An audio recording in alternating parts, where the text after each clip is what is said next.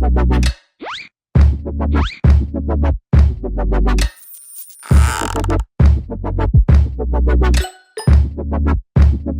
there, Board Game Brody here with Let's Table It, where we get games to the table.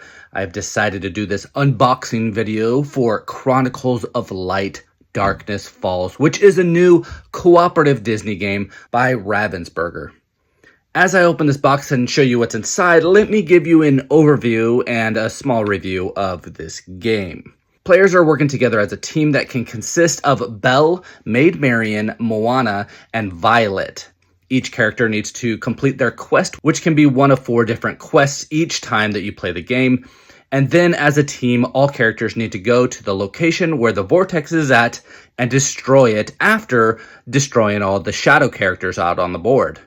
Players will win the game together when completing these tasks, but will lose if there is no darkness cards left at the start of a day, or if the team health token reaches the last spot on its track. Since it's a cooperative game, everyone will either win or lose together as a team. There are no turns in the game, rather each round in the game is represented by a player becoming the leader, and this leader oversees the plan for the day and guides the group in deciding which actions each character takes. Actions are done by taking it from the player's board and placing that tile on the action board. Once you have performed 6 total actions, the round ends. The game board is made up of tiles during setup, and you'll be moving around areas listed to achieve each player's quest. Each player has 4 possible quests each, but you will randomly choose one for that game, and during setup, you will need to possibly do some additional setup specific to that quest. Players will work together to either complete quests one at a time or all at once, but the steps to complete their quests are shown on its card, and it needs to be done in numerical order. Whenever a character completes their quest fully, they gain their locked action token, and it can then be used. While moving around the board and picking up and dropping off items to specific locations, you might also have to battle shadows. If a shadow is present in a location, they will need to be defeated before a hero can drop off or pick up quest tokens. Battling in this game is done with dice, and multiple heroes can be present to increase your odds of defeating that shadow character. And there is a listed strength on each shadow token, and you will need to have that many hits to defeat it. After rolling your dice, each battling player can choose to either re-roll any or all of their dice one more time, and then they have the results.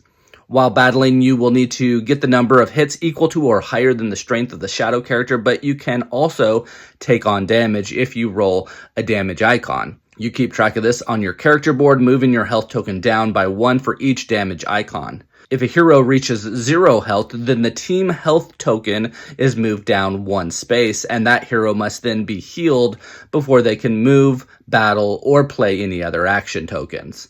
If a character is not successful in the battle, they can start another battle right away by re-rolling their dice again, or wait for another player to join them in that location to battle again.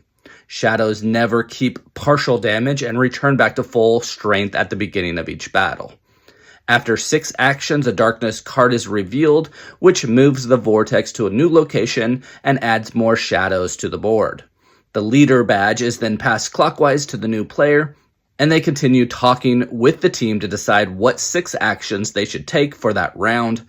The darkness cards is a timer for the game, but also will slowly add more shadows and move the vortex around in the game. To win, you will need to complete each quest for each active player, kill all shadows out on the board, and then destroy the vortex. The vortex can be weakened prior, which gives its abilities less power, but ultimately players will need to be all in the same location with the vortex and defeat it to win the game. The game is definitely better playing it than just when reading about it. It has a small Disney villainous feel to it, as each player has their own quests that they're trying to complete, but the quests are simplified, and it's a cooperative game, so everyone is trying to help everyone else out.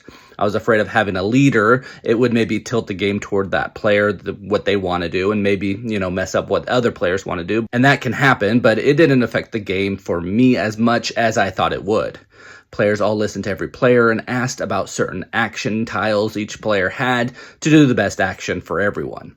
Players will do better when going after multiple goals at the same time and taking advantage of having more than just one player by themselves all the time.